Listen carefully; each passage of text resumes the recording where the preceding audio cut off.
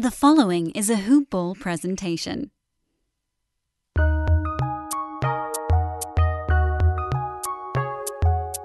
Welcome to the Fantasy NBA Today podcast.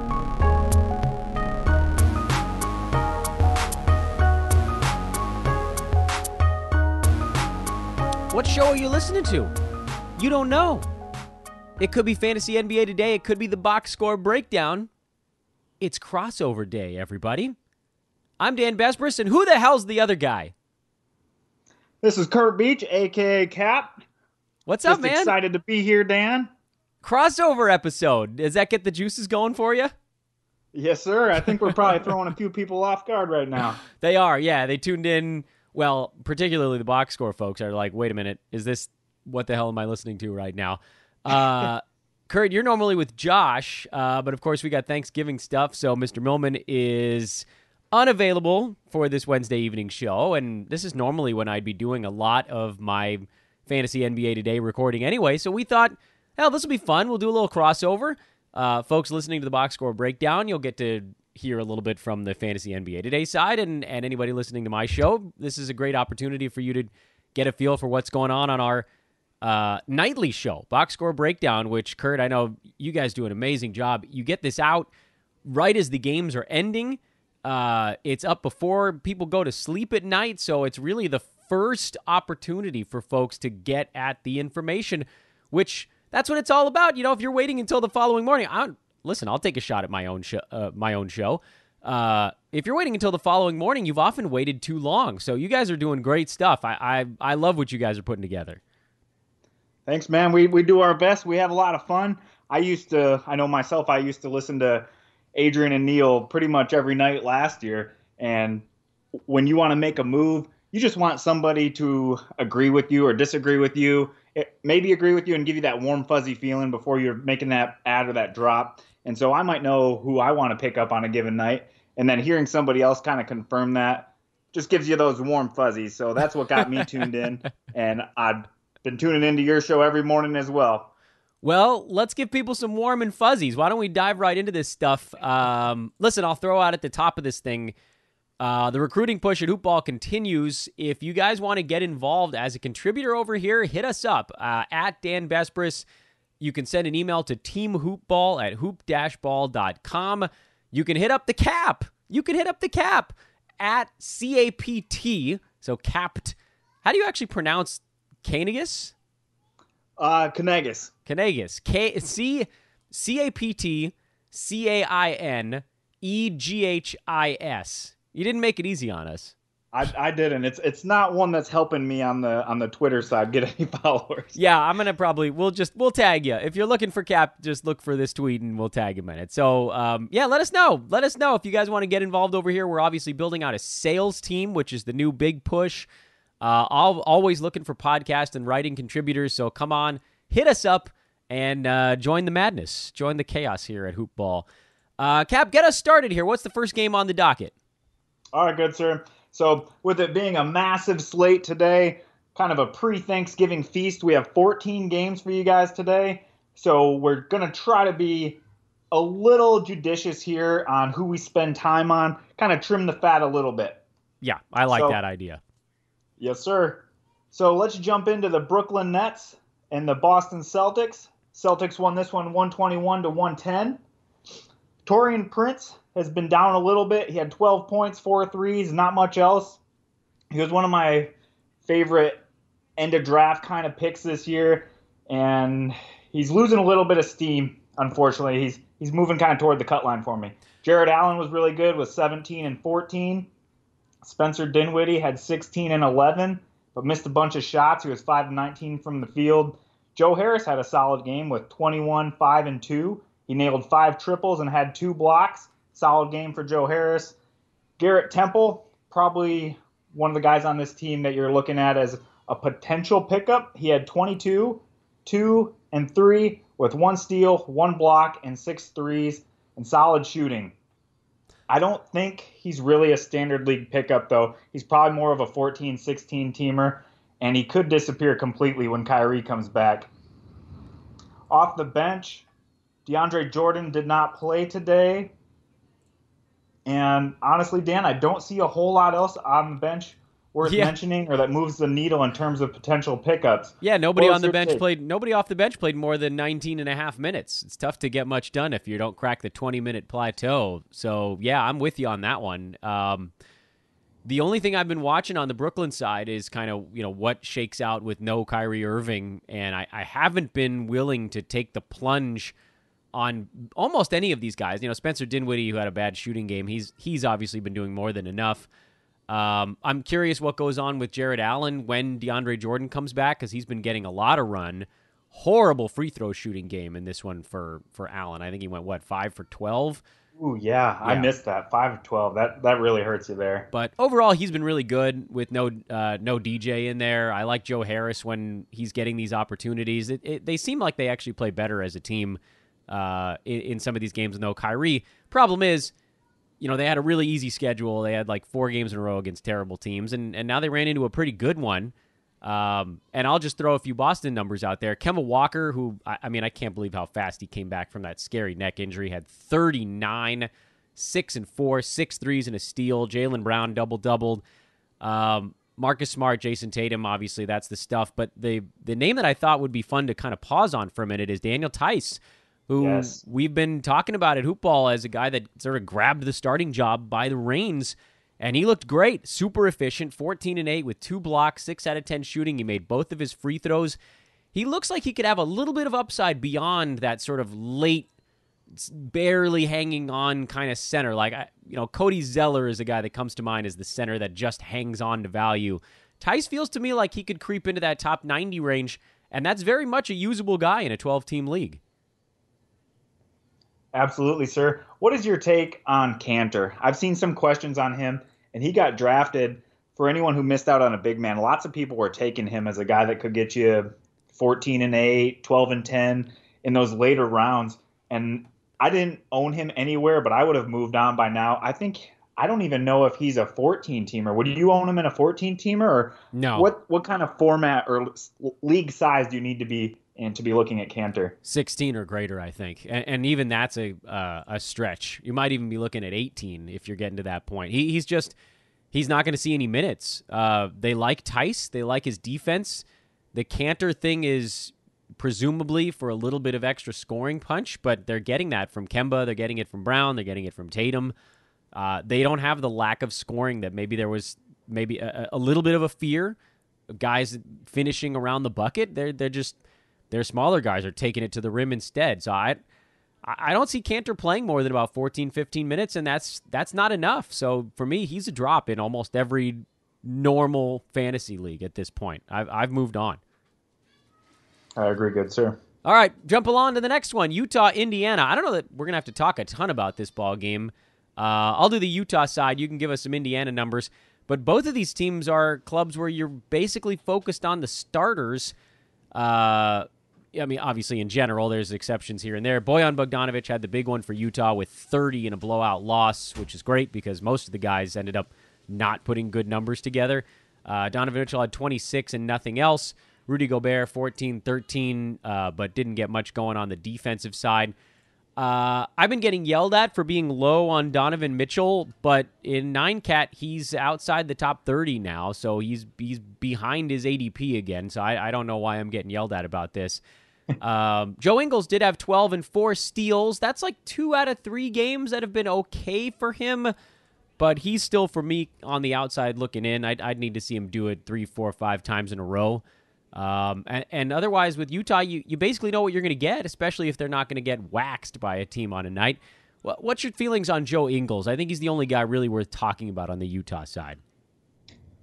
Well, sir, my feelings on him are a little bit of anger because I'm going up against him in a few head-to-head leagues. And he had 4 steals tonight, which is great. Decent overall line, and he had a good line the other night too. So I feel like everyone waits to have their best games until they're playing me. I'm sure you've felt that before too. Oh yeah, it wouldn't be a fantasy season if you didn't. I'm always going to play the team with James Harden when he has a 4 or 5 game week. I'm never going to get to play the Harden team when he's got this week going on. That was somebody is catching a sweet break there, and it's not me. See, that's that's half of the joy, right? You finish the week and you're just like, well, that was a kick in the teeth. Let's go play somebody else. It always evens out, you know? Yes, sir. Yeah. I guess my take on him is I have a very itchy trigger finger. So the minute he went out there and had 4 or 5 kind of duds in a row, I probably would have cut him. After this line, maybe you could grab him, but I don't think he's necessarily must-own in 12-teamers, and he may not even be must-own in 14-teamers. But, after 2 games in a row of decent production, you could pick him up and see where it goes. We know what he's capable of if he gets decent minutes. Yeah, I'm probably waiting a little bit. It sounds like you, in most situations, you probably are too. Am I reading that right? Yes, sir. Yeah.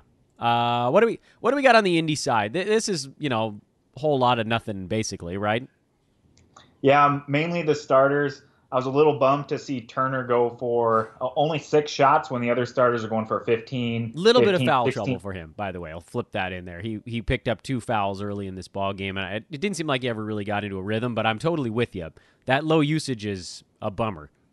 Yeah, but I mean, if you grab Turner, really you want the blocks, and he still got you 3 blocks tonight and 2 threes, so 5 cash counters. You can nitpick, but you can't complain about that too much. No. Off the bench, let's see. I've got Holiday. I've got. Yeah, I'm really reaching I know. here. Yeah, So, it's okay. You don't have to. I'll officially let you off the hook. I have T.J. McConnell in 30 deep, by the way, and he's been actually a pretty good 30 deep kind of guy. But otherwise, Indy's one of those teams where it's just the 5 starters and nothing else. Yes, sir. And Yeah. Aaron Holiday, I think if you had him in a standard league, you can probably move on. Mm-hmm. I'm with you on that one as Yeah. well. Let's go to the next one because that one, do it. there's nothing in that game. That's nothing. Sacramento, Philadelphia, Kings fell behind by a bunch. They sort of carved this thing down to a reasonable number, but then Philly ended up hanging on anyway. The interesting notes, if we're going to dodge a few things, I'll take Sacramento, I guess. Rashawn Holmes had a rare slow game, but that'll happen when you deal with Joel Embiid. Nemanja Bjelica likewise had issues with Al Horford in the front court. Buddy Hield couldn't shoot. Kings just generally couldn't get the offense going. Bogdan Bogdanovic had 17 with 4 steals. Harrison Barnes, 14, 9, and 6. And Dwayne Dedmon actually played pretty well. Also had a bunch of fouls, but sort of doesn't matter when you're coming off the bench. Corey Joseph was a guy that I had pointed out as a sort of punt points streamer, and he fulfilled that with 3 boards, 5 assists, 2 steals, and a block, but he scored 2 points and took 5 shots in 28 minutes. Kings side was pretty uninteresting overall, I thought. Corey Joseph is the only guy that I've been sort of semi-watching if you're in a league or a format where you don't need scoring. But he, to me, is more like a 14 or 16-team league guy as well. What do you have on the Kings? And then you can take us right into Philadelphia after that. The only thing I got is Nemanja Bjelica. We've seen him slowing down a little bit, and tonight he did have 5 fouls, but maybe it's because he knows that Bagley's close to a return. I don't know if I would preemptively drop him because he's given you a pretty well-rounded value on the season, but just know that Bagley's return is near. On the 76ers side, Joel Embiid bounced back from his game with a bunch of goose eggs and put up 33 and 16 with an assist, 2 blocks, 12-14 from the free throw line, 10 of 19 from the field with a 3. So great bounce back game from Embiid. The other starters were pretty good. Josh Richardson was a person to note here. He left the game early. Can't remember exactly what the injury was. Yeah, they call it a hamstring tightness. So I don't know if that's going to turn into anything, but it did open the door for Matisse Thybulle, though. Yes, sir. And I know you're a strong believer that Thybulle can average 4 defensive stats a game this year. He's proven you right tonight. Sarcasm is thick there. As I've said many times, an injury to Josh Richardson is the only thing that could free him up to do enough. And obviously he shot 5 for 5 and 2 for 2 at the free throw line. So that type of thing wouldn't hold. Right. But if they give him 20-something minutes, then he's definitely worth throwing into a lineup. I guess the question is, do you preemptively pick him up and hope that Josh Richardson misses time? them calling this just tightness makes me think that this is maybe 1 or 2 games max for Jay Rich. So I'm probably not dabbling unless I have somebody totally useless on my team. What kind of? I guess my question for you, Kurt, is at what point do you make this move here? Like, do you wait on the timeline? Do you make the move preemptively? Because if Thibault does get 2 or 3 starts, that could be interesting. Problem is, we've also seen them go to Furkan Korkmaz when Richardson missed time already this year. So it's not a guaranteed thing regardless. Right, and that's a really good point, Dan. And today, Thibault and Korkmaz both had an even 21 minutes, so it's hard to say. If you have somebody who you're just itching to cut at the end of your bench, maybe a preemptive ad, but like you said, with the just tightness, who knows? Maybe he's back in the next game. So I would take a wait-and-see approach here for standard leagues and probably 14-teamers as well. Yeah, I agree. Wait and see that works for me. Give me what you got on the Detroit Pistons. Yes, sir. So we had Blake Griffin go for 26 and 6 with 4 threes. Andre Drummond 14 and 21 with 7 assists. The 7 assists is nice to see. Usually he doesn't get those kind of assist numbers when Griffin's playing. Langston Galloway is starting these days. Not much beyond a 3-point streamer there. Luke Kennard, I hope you sold high because he's probably going to be coming down. Tonight, 16 points, 3 rebounds, 1 assist, 2 threes. Not a whole lot else. I will admit, I thought he was basically going to be a 3-point specialist, but he's been chipping in some stats across the board this season. But I wouldn't expect his early season production to continue now with Blake Griffin back, absorbing so much usage. Yeah. Bruce Brown, not a whole lot to see there. Derrick Rose had a bounce-back game. He went for 13 and 8, and he had a 3. Other than that, we're seeing this kind of a trend. There's not a whole lot else off the Detroit Pistons bench that you're really too interested. Christian Wood, 10 minutes. He's a per-minute production kind of monster guy, but him and same with Chris Boucher, the minutes just aren't there, so I'm not really interested at this point. What's your take, Dan? Yeah, the Pistons are a little ugly. That's my take on the Pistons. Derrick Rose is a good fit off the bench. He's always going to get a whole bunch of looks, and he'll have games where he makes 60% of his shots because they're mostly stuff going to the rim. He'll have some where he only makes 40%, but he's going to have a decent field goal percent this year, which I think is okay. You said Luke Kennard, sell high guy, totally on board with you on that one. And then Griffin and Drummond, and I'm not venturing beyond that, even with Galloway playing 29 minutes. It's just there's not enough there. It was nice to see the Hornets get a couple of slightly more efficient ball games. Devontae Graham, in particular, 16 points, 15 assists, at 7 rebounds, and he did it without missing a ton of shots and without turning it over too many times. So that was a really nice sign. Miles Bridges has been playing better lately. The Bismack Biyombo experience is live with Cody Zeller out. I'm not bothering to stream because as soon as you do, he's going to basically soil himself.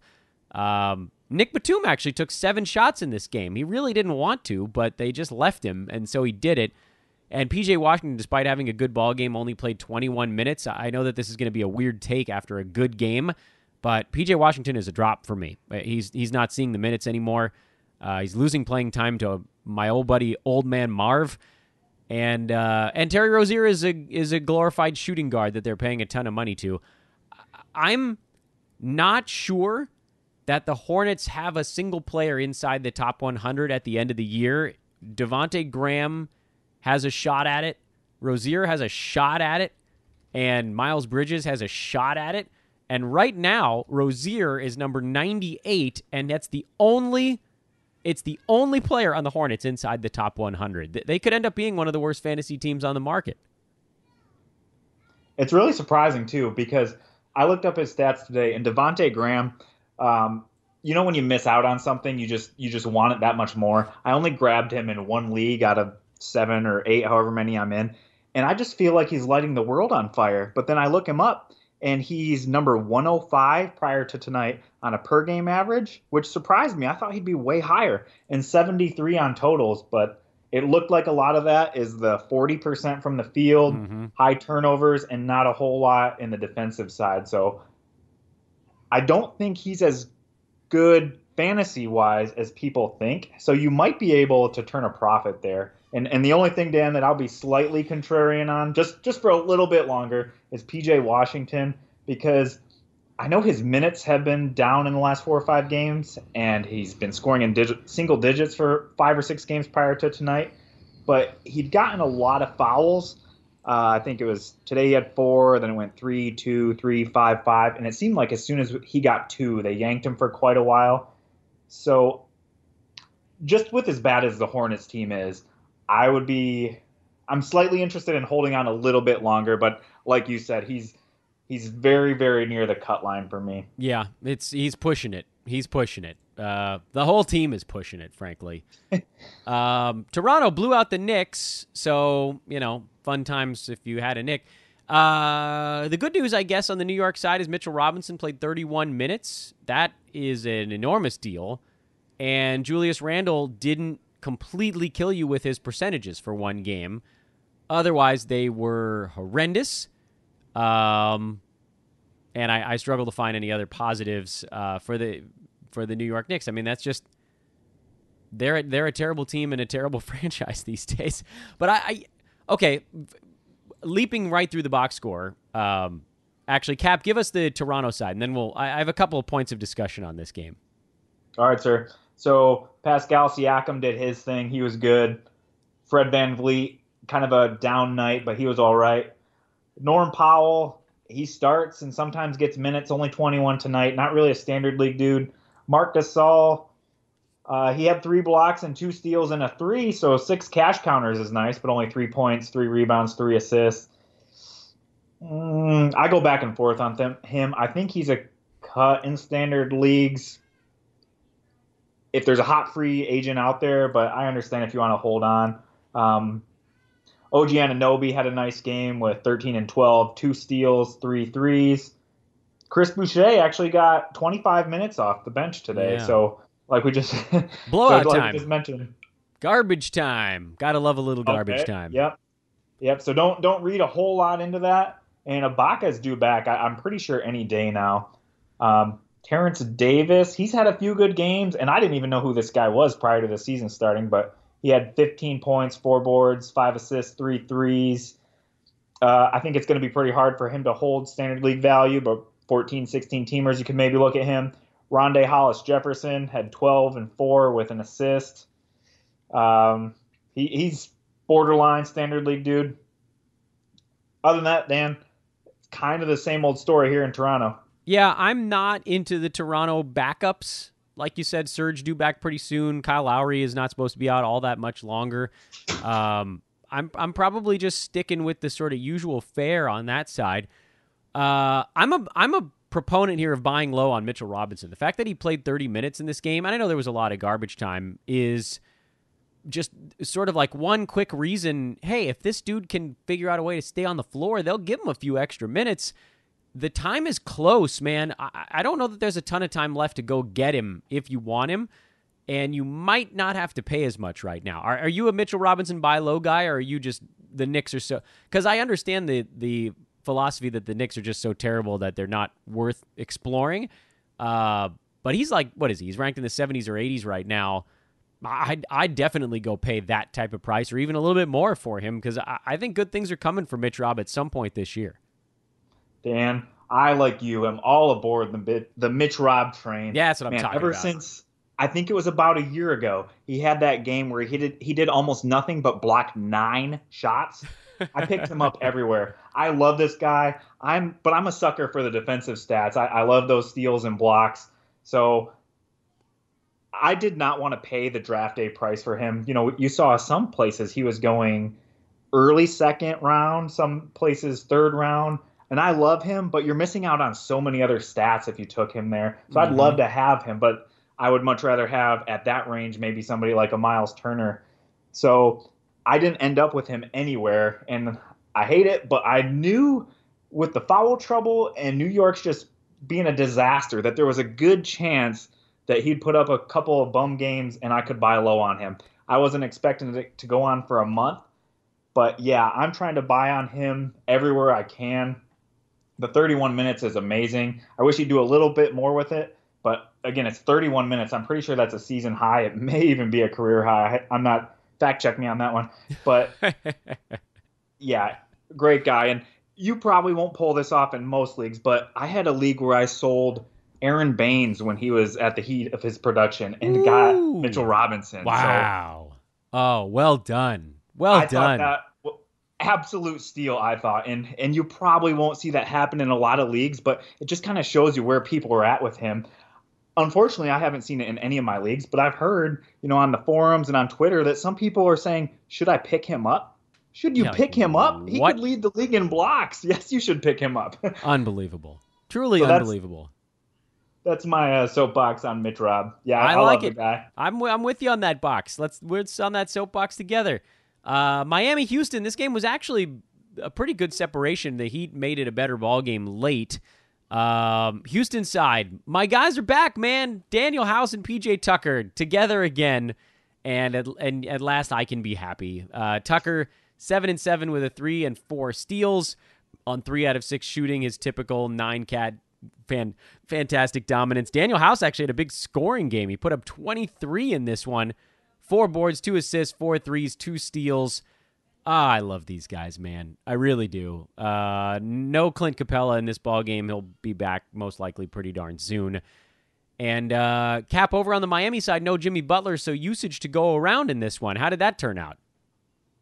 It turned out all right. I would expect Kendrick Nunn would have had more shots. Without Jimmy, he was getting about 17, 18 shots early in the season. Only 11 tonight for 9 points, 4 assists, 1 steal, 3 threes. I think real life, he's a very, very good player, but fantasy-wise, at least right now, I think he's a little overhyped. I'd like to have him, but I think he's a little overhyped. Dragic got the start. He had 13, 2 and 1 with a steal and 2 threes. Bam! He played 40 minutes. 17 and 11 with 8 assists, 1 steal, 1 block. He did have 4 turnovers, but he did shoot 70% from the line on a nice 7 of 10. So that's actually a nice improvement from where he's been on the season so far. Duncan Robinson, he's really just a 3-point guy. And if you can guess the night he's going to go off, power to you. You should probably play the lottery. Myers Leonard started, played 15 minutes, had 4 fouls, didn't do a whole lot there. No, Tyler Hero off the bench. An oddly well-rounded line from Tyler Hero, in my opinion. He's normally just your threes kind of guy, but he had 22 points, 8 boards, 3 assists, 2 steals, and 3 threes on decent shooting. He did chip in 5 turnovers, but decent line from Hero. He played 36 minutes. You're not going to see this every night when Jimmy's out there. Let's see. We also have Justice Winslow returning tonight for 10 and 7 with 3 assists, 1 steal. I'm not a big fan of his fantasy game. No. He just hurts you in too many areas. The turnovers, the percentages, and even today without Jimmy, he wasn't fantastic. He's not going to be that guy first game of the year that went for whatever it was, 27, 7 and 7. No, he's a guy that'll tease you. Every once in a while I'll have a game where I'll shoot the ball well, but in general his percentages are atrocious. I'm very much on the outs with Winslow, and he's a guy that people are just like, oh yeah, you got to pick him up. He's number 247 on the year right now, 247, because he's creaming you in field goal percent, free throw percent, and turnovers. He's just not. It's just not the thing. Kelly Olynyk's been really good lately. Can we pause on him for a minute? I was going to save him for you. Yeah. He's a guy that I've wanted to see succeed for a long time, fantasy-wise. He's always been a guy that's just right on the cusp of being fantasy relevant, and then every time it seems like it's go time, James Johnson's fat butt waltzes back onto the court and ruins it for Kelly.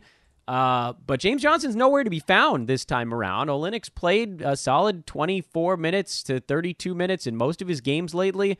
He's been a top 75 guy over the last 2.5 weeks. I actually think he might even be better than that. To me, he's a must-own, must-start guy until this run cools off, or maybe it lasts long-term. Maybe, the shooting percentage lately at 56% is probably not going to hold, but the other stuff feels somewhat sustainable if the minutes stay there. So I'd throw him on pretty much any team where you can get him at this point. Yeah, that's great, Dan. And it's funny because he wasn't really on my radar a whole lot just because, like you said, I like his diversified game, but he's so up and down in the pass that you want to like him, but then he doesn't get the minutes or he does something to hurt himself. But the other day you were saying, he went for that 15 and 16 game, and you're like, you got to pick this guy up. And I was like, I don't know, Dan. And I looked at his game log, and I'm like, okay, yeah, he's doing all right. And like you said, the last 14 days, he's actually, so prior to tonight's game being factored in, he's number 62 on 9-cat per game average. So absolutely a standard league guy right now. Clippers Grizz. Clippers, again, steal one. They've played a lot of games where they've sort of half-assed it until late, and they've gotten away with it. I don't know what the Grizzlies were doing in this ball game. The rotations late were super weird. But good ball games. JV, actually his last one, Valanciunas, his last ball game, I was watching and I thought, boy, he actually kind of looks like he cares a little bit more. And then he came back out and he followed it up with his best game of the year, 30 and 16, 3 assists, a steal, a block, 2 3-pointers. Ja Morant looked good in this one. Efficiency was better. Jay Crowder had 20. I don't know why they let him shoot as often as they do, but he's actually been a standard league guy. And then Brandon Clark and Jaren Jackson Jr. were the guys that took a little bit of a step back in this one. JJJ at least stayed on the floor. But again, only 1 block. He's forgotten how to block shots. Dylan Brooks is very much a cut in standard leagues, but I'm good with owning each of those top 5 guys. I mentioned JV, Ja, Crowder, Clark, and JJJ on the Grizzlies side. The Clippers are sort of a non-story, right? Like, there's nothing to look at on that fantasy team. It's just the same 3 or 4 guys every night. Yes, sir. All right, what do you got on the Grizz? On the Grizzlies, all I have is Jaren Jackson Jr. I agree with you. I think he was a little overhyped coming into the season based on, well, I don't really know because he hadn't really proved himself a whole lot yet. But the things that you drafted him for is you're wanting the blocks and you're probably wanting strong field goal percentage. But to see him take 9 threes, yeah, the threes are nice, but it's kind of like a Twilight Zone to me, really. Like, you wanted the field goal percentage and blocks, and he's getting you threes and no blocks. But I think he's kind of a buy low. I don't think he's going to be that 3rd round type of value, but I think he's a buy low guy. Yeah, I agree. He's a difficult guy to buy low on because I feel like the name is going to make him a hard dude to pry away from whoever owns him right now. Don't you think you'll have to almost spend more than you'd want to spend to get him? Yeah, and those guys that coming into the season have all that hype and all that buzz, those owners, that's still in their mind a month into the season. Mm-hmm. So is this the start of something for Jonas Valanciunas, or is this just every once in a while he wakes up and he goes crazy? To me, honestly, I thought he looked better in their last ball game. He looks a little more spry the last 2. But it's hard for me to say whether I think, this type of increased usage is going to continue for him. It was just really cool to see him get going and eat. He finally ate a little bit. Absolutely. I don't think he's going to be getting this many shots, but I was high on him. I thought he was a guy that was going under the radar. And if you missed out on some of those big centers early in drafts, I thought he was a very nice value play down in whatever round he was going, 5, 6, 7 in some drafts. So I grabbed him everywhere, and he's been a little lackluster so far. I hope he can get it going. I'm thinking rebounds get over 10, right? Don't we think the rebounds get up over 10 before the season's over? Yeah, I think that's absolutely doable. And he only needs 26, 28 minutes to do that? Mm-hmm. Exactly. Maybe not even at most times. 24, 25 a lot of times to get him there. He's just looked a step slow to me, and I have to wonder if that foot thing was lingering more than anybody was letting on, perhaps. And that definitely could be it because he didn't seem to be himself to start the season, and I think a lot of us had higher expectations than how he has performed so far in the first month. Well, luckily this game will rocket him into the stratosphere pretty quickly. Atlanta Milwaukee, is this the least interesting fantasy game of the night? Does this get the award? Or Utah Indiana might win that award. It's one of these two. It's pretty close. I think you and I are in about the same camp as the Hawks. It's pretty much Trae Young and Jabari Parker. Yep. I would love for Damian Jones or Bruno Fernando to get good minutes. I think they could be some of the best fantasy guys on this team if they could get anywhere close to high 20s, early 30s in minutes, but it's not happening for them. Jabari Parker had a monster game, 33, 14, 5, 2, and 1, 3 threes, played 37 minutes. And I would say this run's probably coming toward an end, but with Atlanta just having nobody besides him and Trae, I think he'll definitely take a ding when Collins comes back, but I think he'll still be a standard league guy. I didn't pick him up anywhere when we heard that suspension on Collins because I was thinking, points and boards and what else? That's about it. So I didn't pick him up anywhere, but he's somehow averaging, I think, 1.5 steals on the season. Yeah, where'd that come from? I have no idea. Did you think that was a surprise? A massive surprise. He's averaging 2 defensive stats a game. He's never been over 1.5 in his career. Yeah, definitely surprising. Very surprising. And yeah, I mean, he will take a giant hit, but, he's a sell high because even if he does keep standard league value, it's going to be a lot less. But in the same token, like you said, he might actually be a guy you could hang on to the rest of the year and just take whatever lowered production he's got. After this ball game, though, this is the time where you gotta throw him out there and see if you can get some top 75 guy for the season. This is a great opportunity for that. Dan, what about this one? We talked about who you might throw. Would you throw Jabari Parker for Mitchell Robinson? Oh, yeah. Give me Mitch Rob all day. And I think you could pull that off in a good amount of leagues. You could. Just throw it out there. Don't even say anything. Don't send a message with the trade offer either. Just you don't need to convince anybody of anything. Maybe they'll see that 33, 14, and 5 with 6 cash counters and say, you know what? Screw it. Mitch Rob, you're 8-8 with a block. Just not cutting it. See you later. Meanwhile, the guy who I've been accused of hating had another horrible free throw shooting game, and that's Giannis, of course. But I don't know that we even really need to pause on him at all. He's forgotten how to shoot free throws this year. Not that he was ever good to begin with. He's murdering you there. And this might be too early to say something like this, but next year, Dan, based on what we know now, who would you rather have, Giannis or Luka? I think it's got to be Luka. I think so too. He doesn't hurt you as much in the percent, or he doesn't hurt you really at all in the percentages like he did last year. And they're both going to get monster turnovers, but 5 of 13 from the free throw line from Giannis, you can't win a category with that going on. No, he's become the single most powerful punt guy in the NBA. If you remove free throw percent, he's the best player in the league in fantasy. He's the perfect candidate. But, if you have him in a roto league, you're going to probably lose free throw percent. He's going to win you some stuff, but he's going to get you a 1 in that category. That's just, to me, in roto, that's just unacceptable. And I'd be trying to get out from under it. I mean, I know that there's probably some kind of little regression in the positive direction coming, but, I actually got off of him in the one spot that I had him, and I don't feel bad about it. I hate having a guy that forces you into a punt format if you didn't build your team ready for it. Absolutely. Who'd you reel in for him? I think I ended up with Dame and someone else. So I sort of traded down in the first round effectively, and I feel happy with the way that turned out. I'm satisfied. Yeah. Never looked back. Doesn't hurt you anywhere. Nope.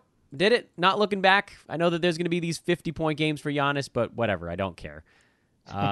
Wolves beat the Spurs again. Second time they've beat them in the last 3 weeks, I think. Andrew Wiggins had 26, his weird surge, although he missed a bunch of free throws also. Cat, strong game.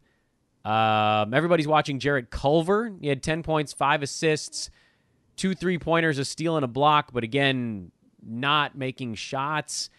I mean, I'm sitting on the fence with this one, Cap, because the percentages are brutal, but there is some upside there if he were to get that sorted out. So to me, he almost strikes me as the kind of guy you pick up and you throw on your bench until he figures it out.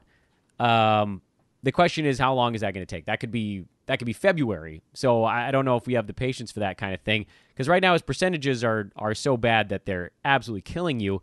But heaven forbid he learns how to hit a free throw or gets his field goal percent even up over 40, he has a pretty versatile fantasy game. Yeah, I grabbed him in one spot. Actually, I think it was our Hoopball Staff League. Just because they said he was going to start moving forward, I thought maybe it'd turn into something. But like you said, it hasn't been anything super exciting yet. Yeah, he's a rookie, so maybe he turns it around. But I was actually thinking Teague would do better off the bench playing against team second units, and kind of quiet tonight with 7 and 6. But how does this move? So Culver, I would say as of now, he's probably more of a 14-16 teamer or a 12-team flyer if you got somebody cut. But how does this move impact Teague's value for you? Do you think he moves closer to the cut line? Is he in similar vein as, say, like an IT or Markelle Fultz? No, I still got Teague as a hold, a pretty strong one, too. He played 32 minutes in this game. The usage was oddly low. I like Teague for sort of whatever you drafted him for, which is he was never going to score much. You're looking for like 11 points, 7 assists, something like that. And he really wasn't that far off of that.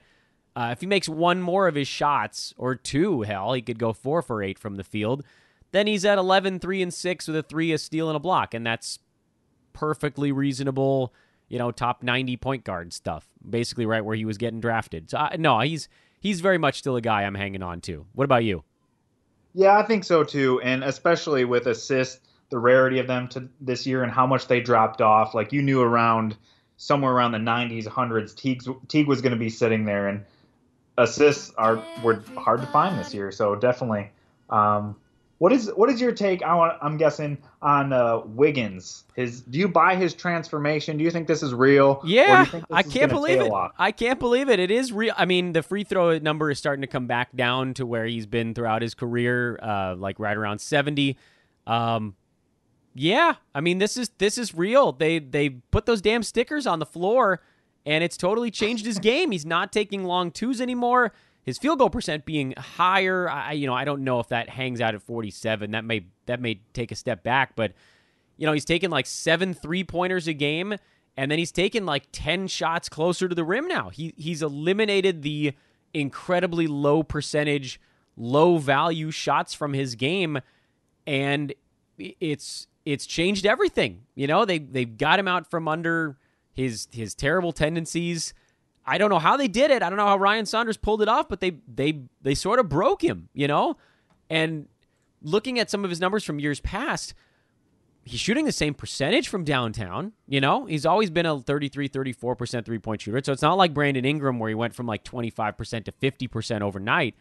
These are sustainable percentages given the shot selection changes that he's made. He's changed his shot selection in a way that actually translates to fantasy value. And so, the only thing that I look at as an area that maybe could taper off a little bit would be the overall field goal percent.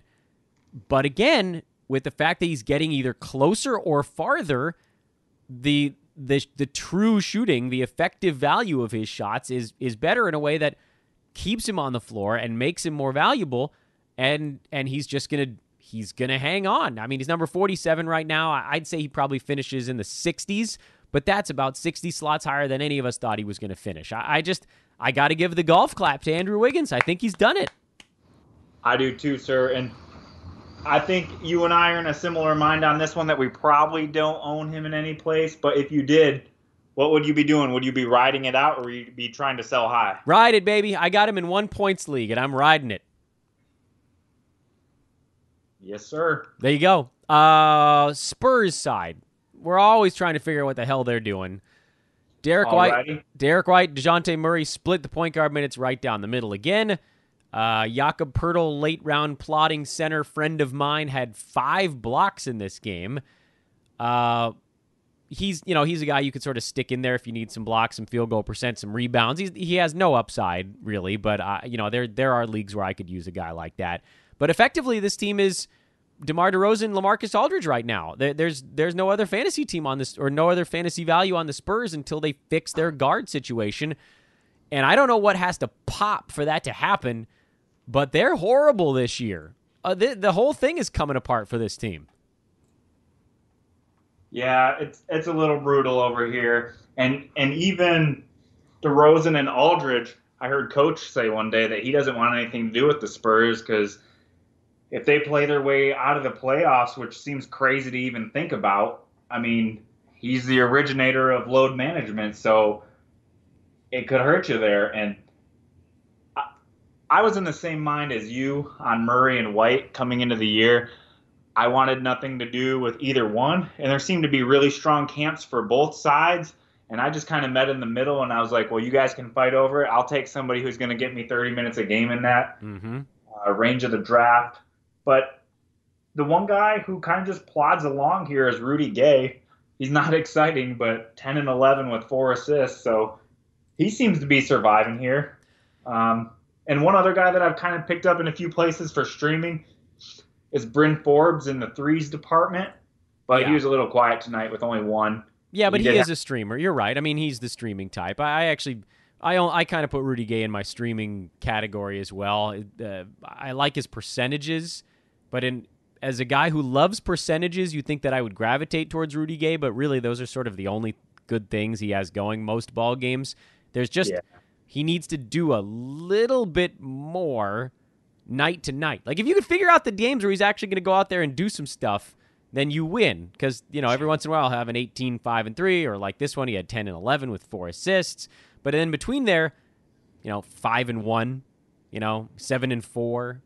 And that sort of comes with the territory when you're not a high usage guy and you're not playing a ton of minutes most games. So to me, he's actually on the he's on the outside. I think he's ranked like 130 right now. So to me, he's more of a 14-teamer.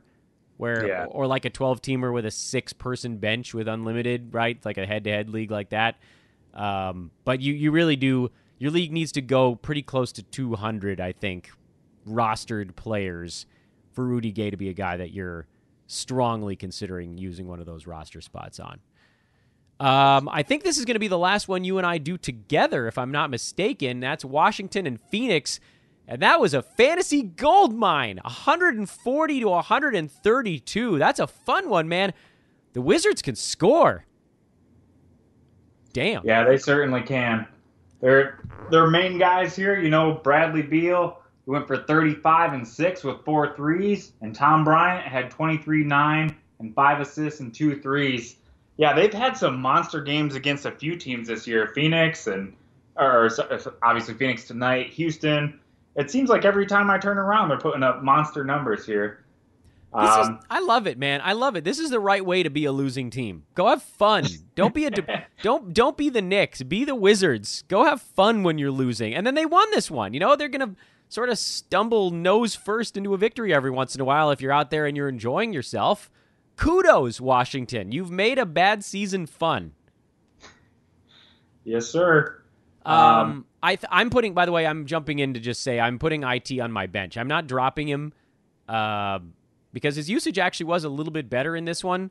He had some foul issues, and Ish Smith played really well. But on a team that scores like this, I can't bring myself to make the full drop. So it's almost like a healthy stash for me at this point. I've got IT in about half my leagues. And I was so stoked to either pick him with my last round pick or pick him up off the wire. And obviously I was not expecting Boston Celtics IT by any means, but I thought he had good amount of upside. And he was talking in the summer that he wanted to prove himself, prove that he still belonged. So I had high hopes for him, but I feel like my love for him all of a sudden in the last week went from like, yeah, I'm so happy to have this guy to, wait a minute, is he approaching the cut line? Yeah, he's not far. The playing with the starters has been a little bit of a pisser for him. He hasn't had the opportunity that he was getting when he was running the second unit. And I think because they want to keep him healthy and they like him on the floor for more minutes, he's probably not going back to the bench, even though that's what we would all kind of want. So we're probably stuck here. And we're probably just looking at it and hoping that he finds a little bit more of a niche with this starting unit. A few more shots. If he could go from 12 shots in 25 minutes to 13, or if he could get to the free throw line twice a game at this point, that would make a massive difference for him. But just points and assists with a 3-ball every once in a while, we're like one fantasy category short of being good enough to start again. And I feel like the one that it needs to be is free throws. That's what we need. And, maybe there's still a little bounce that he needs to get back in his step. How about per 36 monster Mo Wagner? 11-4, 3, 2 steals, and a 3-ball in only 18 minutes. Is he officially a guy you have to start in standard leagues? I mean, I feel like the answer is yes. I think so too. And the minutes are always limited. He seems to be in that same boat as the Christian Woods and the Bobby Bouchers. But I keep thinking in the 15, 20 minutes, well, he's bound to have a dud. He's bound to have multiple duds. And he just keeps finding a way to produce. Mm-hmm. So imagine if this guy, like you said, got anywhere close to 30 minutes, anywhere in there. I don't know. Is it inconceivable to see him jump into the lineup over somebody like Troy Brown? I know not really the same position, but then they have Rui Hachimura starting, and obviously he's an all-star candidate right there. So I don't know, Dan. What do you think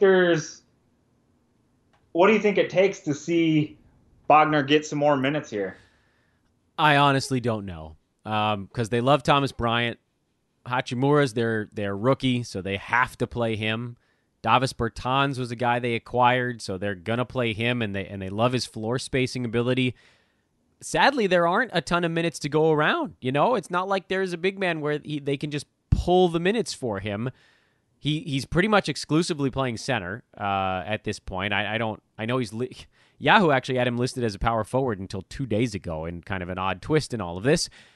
And I don't think he's playing power forward. I don't see how that. I'd love it if those minutes somehow emerged for him, but unless they come from Thomas Bryant, I don't see how he gets up to 22 or 23 minutes a game. So we're sort of stuck in this incredibly impressive per 36 situation where he has to go nuts in 18 minutes every game. It's such a small margin for error, though, That's what's so hard about these low-minute guys. Yeah. Man, I don't know. I mean, I think you got to start him as long as he's hot, though. I think so, too. Do you have any interest in Jordy McRae? He was one of the top pickups here, I feel like, in the last couple days, at least. Nope. I don't. Not even a little bit. Not even a little bit. His fantasy game is limited. His attempts are limited. His number of minutes is limited. I mean, he's relevant right now because he's shooting like 53% over the last week, but his opportunity just isn't. It's just not enough, Yeah. The 3 balls are nice. He'll fall into a steal every once in a while. I don't see how his minutes go up considerably unless there's an injury to, I don't know, Troy Brown. He only played 14 minutes as a starter anyway. Someone would have to get hurt to clear out this logjam, and I don't even know if it goes to Jordan McRae at that point anyway. I agree. One thing I like to do to just see if I'm staying in with the trends is go to the Yahoo Research Transaction Trends page and sort by number of ads. And he'd been toward the top for a lot of days, and I didn't understand why. And I was like, am I missing something here? So glad to hear we're of similar mind on that one. Yeah, absolutely. Phoenix side, this was a weird one because Kelly Oubre got into early foul trouble, and then they just sort of sat him the rest of the game. Ricky Rubio came back from his back injury and looked pretty good, actually. But Cheick Diallo had a double-double in this ball game. Dario Saric had a double-double in this ball game. It feels to me like maybe I'm getting a little bit crazy here, but it feels to me like the Suns desperately need Aaron Baines back. That's like a 1-to-1 correlation. He and Rubio went down, and then they just started losing every ball game. Yeah, I agree. And the fact that Dario Saric is out there getting 17 and 12, and his last game was monstrous, and I completely wrote that off. But, man, maybe it depends on how long Aaron Baines is out. I do not like Saric's game at all, but if he's going to keep missing time, maybe if you have somebody cut, take a flyer on him. But he's not going to be getting 37 minutes every night and going for these monster double-doubles. So I'm not excited about that at all. You'll probably see him get picked up in a lot of leagues after these 2 games. It was nice to see Rubio back with 18 and 4, and that seemed to help Booker go for 27 with 8 assists, 3 turnovers. But 50% from the floor and 100% from the line, so that was nice. Ricky Rubio's turned Devin Booker into a very efficient basketball player. So if you have Booker, you should be thrilled that Rubio's back. But yeah, I mean, if you're looking at the big men, they're down their number 1 and number 2 centers right now. No DeAndre Ayton, no Aaron Bain. So, of course, Dario's going to have to slide over, play more big man minutes. If you told me he was going to play 25 center minutes every game, I'd be stoked about Saric. I don't like him as much at the power forward spot. Pushes him away from the bucket. You don't get any defensive stats. You don't get any rebounds out there. But yeah, I mean, as long as the other big men are basically cooked right now, he feels like a pretty reasonable streaming option. Just be ready to move on when Baines and or Ayton come back. What about Cameron Johnson? Are you buying into any of that? I'm not. I'm not either. Somebody last week asked me if they should go with Cam Johnson or Tyler Johnson for a 5-game streamer, and I felt like I was splitting hairs, but I leaned towards Cam Johnson. But yeah, no, for long-term value or for anything more than streaming, I'm not interested there. And this, by the way, is where we part ways, because the other games are still going as we finish recording this segment. So here's what's going to happen. Fantasy NBA Today is going to get finished up tomorrow morning. Obviously, we'll finish the box scores and then preview. There's no games on Thanksgiving Day, but we'll sort of take a little bit of a look ahead and kind of a weekend review type of deal. Cap is going to take care of the rest of the box score breakdown. That'll be available for you on Wednesday night. Kurt, it's been a distinct pleasure. We should do this more often. We definitely should. It's been a great time, Dan. 2 shows for the price of 1. What could be better? Not much. We're offering as much as we can on this Thanksgiving holiday, trying to be generous. All right, you turn left, I'll turn right. All right, sir. And that was your crossover portion of the proceedings. The box score breakdown, of course, available every night at the conclusion of basketball games. Kurt is on, I believe, 2 of them. You've got Adrian Benjamin's in the mix. You got the great Hank Aaron. You've got Josh Millman, Alan Sorochi. You've got David Bracey. You've got Coach. They are all partaking in the effort to keep the box score breakdown rumbling along. Again, it is Sundays through Thursday nights. Friday night and Saturday night it does not come out, because who the hell listens to a basketball pod on Friday or Saturday night? Good question, right? So that's the box score breakdown. Big thanks to Kurt for basically setting this timing up so that we could kind of kill 2 birds with 1 stone and also preview and give you guys a little bit of a taste of what some of this other stuff is. By the way, box score breakdown is completely free. It's not a premium show. That's a freebie. So you can just search for the box score breakdown on iTunes and it'll probably pop up. Hoop ball presentation as well. Let's do the last couple of games here and then get this bad boy wrapped up, because it's Thanksgiving and you guys all want to be doing that anyway. Lakers were back in New Orleans last evening.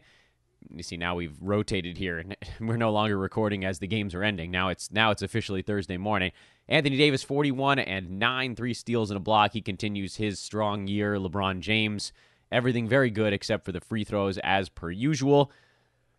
Dwight Howard outplayed JaVale McGee, so the back and forth continues. I was just about getting ready to buy into JaVale as an 18-minute top 110 end of my bench, I need a big man kind of guy, and then he got flipped on his head here. So maybe this was probably a good reminder that I shouldn't be dabbling in that anyway.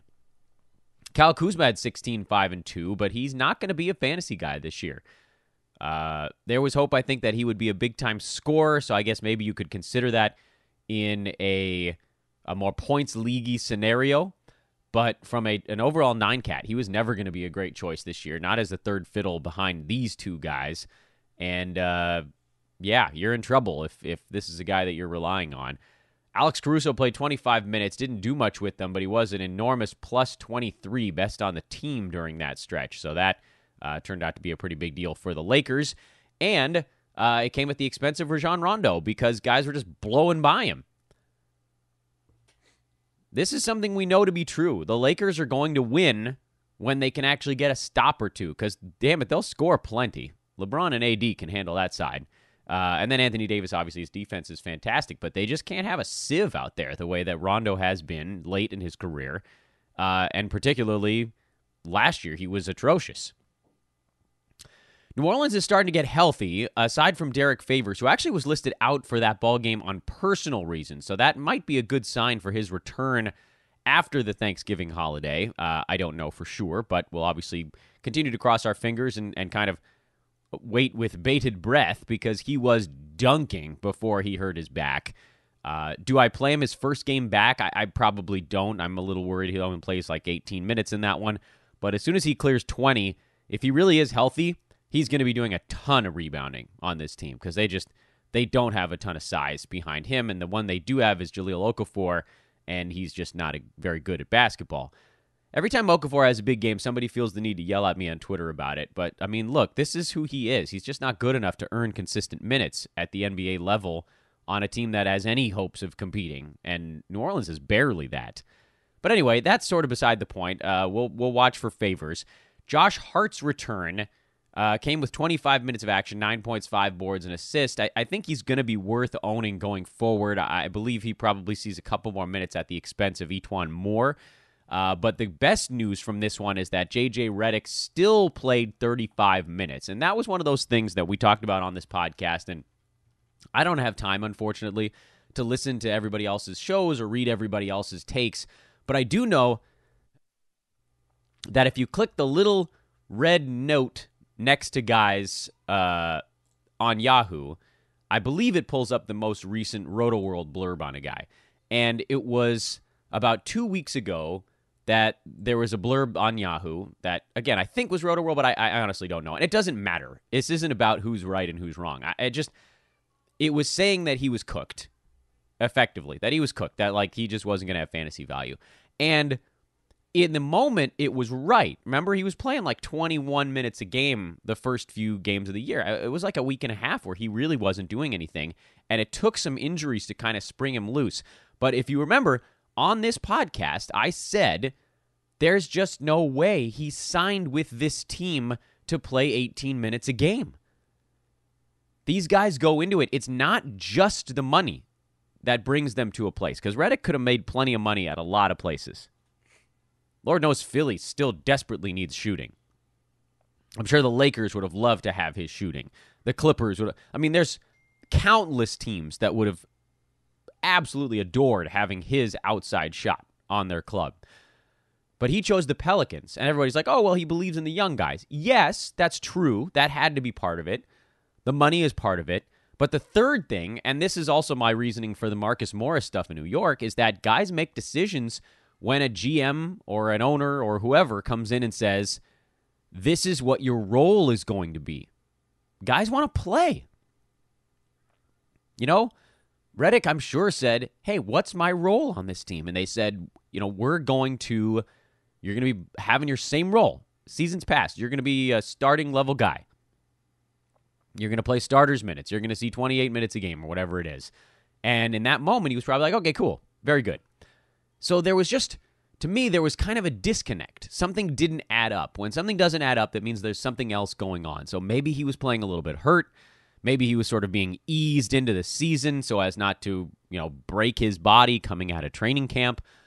But once everybody got hurt and he started playing a little bit more, he's solidified himself. He's knocking down his jumpers. He's number 106 now after sitting out near like 170, 180. So over the last 2 to 3 weeks, he's actually been more of like a top 50 guy. So Redick is back in, and I feel a little bit less concerned about it. I thought that when these guys got healthy, he might be the guy getting pushed out, but I think now that he's knocking down shots, they want him in there. And he's a veteran, you know? He's helpful. Drew Holiday's buy low window obviously is now completely shut and has been for a couple of ball games. But to me, the Redick stuff is definitely the most interesting on that New Orleans side. The fact that he's able to maintain here as the team gets right, that's a really big deal. So ride that one out. Oklahoma City got blown out in Portland. They just couldn't slow down the Blazers, which not a great sign for OKC. Chris Paul sort of survived the bad game that everybody else on his team had, but otherwise this was a clunker. Nerlens Noel only got 16 minutes, which is not great, but they went to blowout stuff late, and he didn't even play down the stretch. But To me, he's still a must-start guy. Melo shot 9 for 11 in this ball game. 19 points, 4 boards, 2 assists, and nothing else, which, of course, is going to be the thing. Even when he has a good ball game, there's still going to be some big holes in it. Blowout minutes meant Dame didn't get to 30, but 30 minutes, I should say, but he still scored 27, 5 and 5. Whiteside, 21 and 16. The fact that he was eating Steven Adams alive just tells you all you need to know about Adams' health. It's not there yet. Will it ever be? I don't know. Rodney Hood was okay. He's right now, if he's not efficient, then he's doing nothing, so he's a drop for me. Bazemore played in garbage time and had a really Bazy line, which normally would be awesome, but of course he doesn't play enough in general, so nothing really moving the needle in that ball game. And Chicago blown out by the Warriors, the zombie Warriors in this one. Zach LaVine had a huge ball game. Tomas Satoransky had a really nice ball game, and everybody else was terrible again. Lauri Markkanen, 8 points, 4 boards.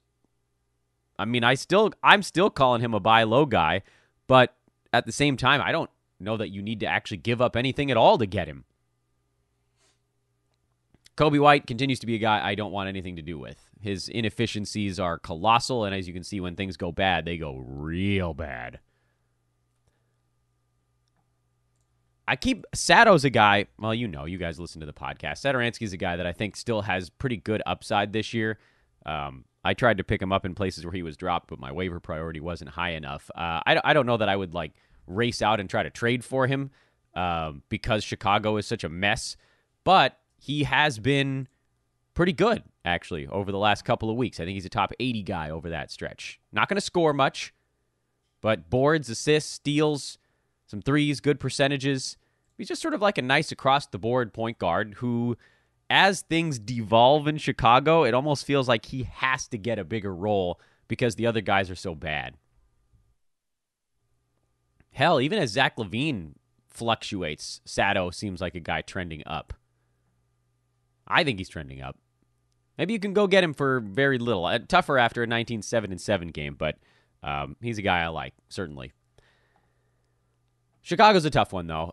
Warriors side, the Zombie Warriors had Draymond Green back for this ball game. He had 7 and 5 with 8 assists, 3 steals, 2 blocks, and a 3-pointer, 5 turnovers, and missed some free throws, but just good to see him on the court. Glenn Robinson was slowed in this one, so he was the guy on the outside. Kai Bowman moved back to the bench for Point Draymond, so he had a crappy ball game. Omari Spellman came off the bench and had a really big one. It was Alec Burks and Eric Pascal who rotated back into the driver's seats in this ball game. Burks, I know I've said it before, there are gigantic holes in his fantasy game, but he's still the guy that is the safest play for the Warriors right now. He's the guy, to me, that is the easiest to just drop into your lineup and say, okay, this guy's going to be a top 100 guy, even with his massive shortcomings in field goal percent and the fact that historically he doesn't get many steals or blocks. He has lately, but those could easily disappear. Pascal, similar stat set, but sort of a tougher time getting there, I would say, because there are no 3-pointers for him, or minimal. I know he had 2 in this ballgame, but in general, not many. So I'm Burks over Pascal. The guy that's getting scooped up in a lot of places is Marquise Chris after coming up with a 4-steal, 2-block game and going 5 for 5 from the field in 20 minutes off the bench. And so I have sort of mixed feelings on Chris. Number one, we're probably a game or two away from seeing Kevon Looney come back and play, 10 minutes his first game back, and then 14, and then 16, and then 20, or whatever it turns out to be. I don't immediately know where those minutes are coming from. Because right now the Warriors are playing 3 guys where the minutes could end up moving over to Kevon Looney. Draymond Green is the only big man on the team that's obviously not going to lose minutes. He would actually trend up, if anything. He only played 23 and a half yesterday coming off of injury. So his minutes could trend up. Willie Cauley-Stein only played 16 minutes. He lost his playing time to Spellman and Chris. So when Looney comes back, he's probably going to pull from all of these guys. And right now, all of these guys are fringy at best. I know Chris is on this furious bender lately. He's had a really good last week. He's actually been a top 20 fantasy guy over his last 3 basketball games because his percentages have been very good. He's rebounding, he's passing, the steals, the blocks are all very high, and his turnovers are at like 1 a game, I believe, over that stretch. I don't know if he can keep that up in 16 minutes or whatever he might see after Looney comes back. It's a very tough call because you don't want to be the guy who misses out on somebody sort of finally realizing some of their potential at long last. But at the same time, it's damn hard to have fantasy value in 16 minutes of a basketball game. He's also not going to average 2 steals and 2 blocks a game forever. I mean, the fact that he's a top 20 guy over the last week is truly the magic of a small sample size. If you go back 2 weeks, he falls out to the top 70, even though he was, by all accounts, actually playing pretty well the week before also. So I say if you have somebody completely worthless on your team, go ahead. Pick him up. See what happens. But if you're cutting somebody where there's any measure of safety to it, I don't think I can recommend it. And with Omari Spellman, I'm definitely not doing it because he and Willie Cauley-Stein are basically splitting the minutes with a few center minutes getting passed off to Chris. And that's a recipe for disaster. It's actually not entirely clear which of those guys is playing center and which is playing power forward. Eric Pascal, I know, is seeing a bunch of power forward minutes as well. Glenn Robinson every once in a while slides up that way. So there's going to be a minute crunch. And I would venture to say that Looney is the best of the bunch. So that's why I've actually been kind of high on him. High is probably not a fair term for what I am for Kevon Looney. I don't think he's going to dominate. I just think he's better than these other guys. And so in my mind, the guy that's better is probably going to be the guy that gets sort of the first crack at minutes. And this team doesn't even need to tank. They're so far behind everybody else in the Western Conference already. So if you're worried about them sitting guys just to lose more basketball games, they sort of don't need to. They're down there with the Knicks and the Hawks already. I don't think they should have a problem staying in the bottom 3. I guess the Cavs have been pretty horrible lately, too. Hawks will probably win a few games when they get John Collins back, so that might sort itself out also. So we don't have any games to preview on Thanksgiving, but what I will do on this podcast is throw it out there. First of all, I need you guys to follow me on Twitter for one very key reason, and not the one I mentioned first thing in the podcast. Obviously, the recruiting push is still on, so hit me up if you guys want to be a contributor here at Hoopball or join our blossoming sales team. You got to have daytime availability. At Dan Besbris, DanBesbris. By the way, you got to also follow the captain, but I'll try to direct you guys to him. The reason I want you guys to follow me on Twitter today, Thanksgiving, is because I'm going to be putting out a tweet at about 10 a.m. Pacific time. That is a mailbag call for tomorrow's podcast. Since we have no games to review on Friday's show, and we'll obviously do our weekend preview edition of the pod, and we'll go through the week and go through the pickups, the drops, the holds, all that good stuff. But I'd love to have about 15 to 20 minutes on tomorrow's show of mailbag. So let's get some good questions, and I'll answer the best of the best on the podcast. I'll try to get to the other ones on Twitter at some point, either Thursday or Friday, and that'll be fun. So follow me on Twitter, at Dan Besbris, DanBesbris. Hit me with a mailbag question. Make sure you're doing it in reply to the mailbag tweet I sent out, because that's going to be the way that I organize it and figure out what the actual questions are coming in. So wait for that tweet around 10 a.m. Reply to that if you have a question, and then we'll take care of that on a mailbag show tomorrow. Again, thanks to Kurt, and go check out the box score breakdown. They had all of this information out to you last night. Here you are waiting to today like a sucker. Go get it from the box score breakdown the night before. For Kurt, I'm Dan. Have a great Thanksgiving, everybody. Hope you guys are not sick to your stomach when you listen to tomorrow's podcast. Take care, everybody.